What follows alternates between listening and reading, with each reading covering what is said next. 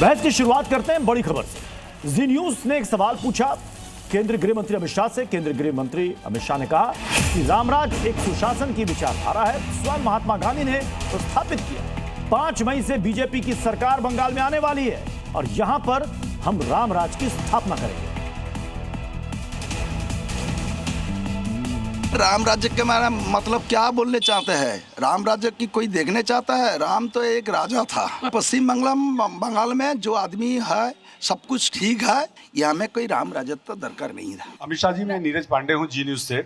मेरा सवाल है, चूंकि आज अखिल गिरी जो टीएमसी के नेता हैं, पूर्व मंत्री भी हैं, उनका कहना है कि बंगाल को राम राज्य की जरूरत नहीं है, यहाँ ममता राज है और यहाँ ममता राज ही रहेगा, राम राज की जरूरत बंगाल को नहीं है। जी न्यूज से बकायदा बातचीत में उन्होंने ये बात कही। देखिए, राम राज एक सुशासन का कंसेप्ट है जो स्वयं महात्मा गांधी ने प्रस्तावित किया था जब आजादी की लड़ाई चल रही थी।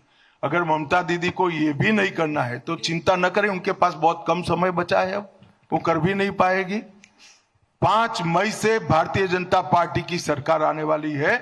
हम इसको सुनिश्चित रूप से यहाँ पर रामराज की प्रस्तावना करेंगे और सुशासन प्रस्तापित करेंगे। चलिए जल्दी से अपने मेहमानों साहब को मिलवा देते हैं। हमारे साथ स्टूडियो में मौजूद हैं डॉक्टर अजय उपाध्याय जी, कांग्रेस के प्रवक्ता हैं। के शर्मा जी हमारे साथ जुड़ रहे हैं, बीजेपी के प्रवक्ता।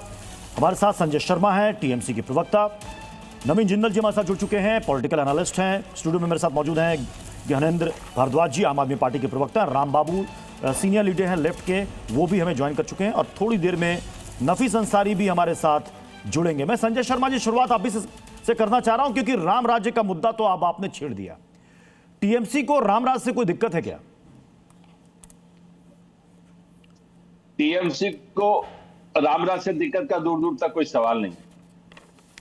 टीएमसी सभी धर्मों का समान सम्मान करती है और राम जी का नाम तो चैतन्य महाप्रभु हमें सिखा गए थे। 600-700 साल पहले चैतन्य महाप्रभु का जब आविर्भाव हुआ था, वो सिखा गए थे।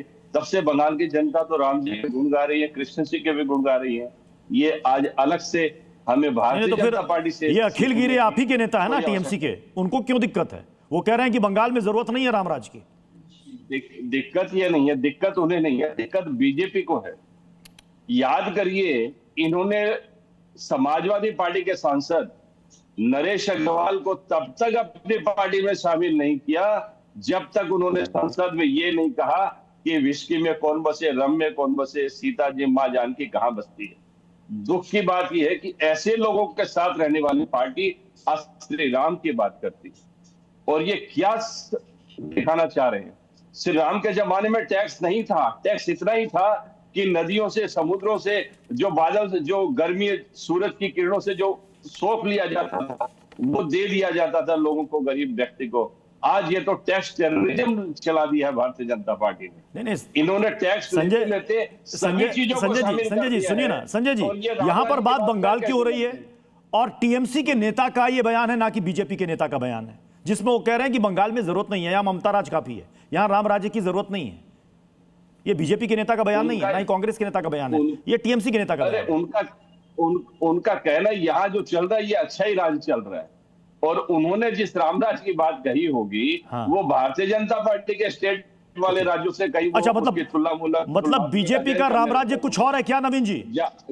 मतलब बीजेपी का रामराज्य कुछ और है? यहाँ राम ही नहीं है, वहाँ बीजेपी के समय बीजेपी के राज्यों में राम कहा गए थे, वो नरेश अग्रवाल जी ने बताया। श्री राम का नाम जो लिया करता था वो जेल में भेज दिया करती थी। आज वो मंच पे श्री राम का नाम अपना रही है और उनके नेता टोपी वालों को खुश करने के लिए कहते हैं कि रामराज की आवश्यकता नहीं है। अरे रामराज हमारे राज्यों में, अगर उत्तर प्रदेश में देखना चाहते हो तो कानून व्यवस्था इतनी बेहतर हुई है कि वहां पे आतंक का राज खत्म हो गया।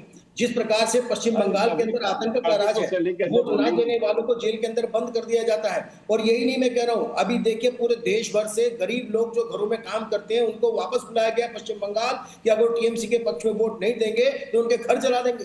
पिछली बार पश्चिम बंगाल में पंचायत चुनाव में जिन्होंने भाजपा को या किसी और दोनों को वोट दिया, टीएमसी को नहीं दिया, ऐसे 296 महिलाओं के साथ बलात्कार हुआ। वो चीखती रही, चित्कारती रही, उन्होंने अपनी रिपोर्ट दी, उन्होंने कोई कार्रवाई तक नहीं करी और उसके बाद ये कहते हैं कि रामराज नहीं होना चाहिए। आज आवश्यकता रामराज की है, आज आवश्यकता यूसीसी की है। पश्चिम बंगाल के अंदर भी है तो देश भर में, लेकिन पश्चिम बंगाल में तो बहुत ही अधिक आवश्यकता है। पश्चिम बंगाल में ये काला जो शासन है एक जो आक्रांता का शासन है ममता बनर्जी का, उसका समाप्ति की ओर है। ये सब जानते हैं और इसीलिए उनको भरोसा केवल भ्रम का शिकार हो गए हैं, मुसलमानों पर है। इन्हें कुछ सलीका नहीं है। ये राज्य के शासन को जनतांत्रिक रूप से निर्वाचित मुख्यमंत्री को आक्रांता बता रहे हैं और ये धर्म की बात करते हैं। इनको तो धर्म के ढंग की परिभाषा नहीं आती, ये ऐसी बातें करते हैं। इनको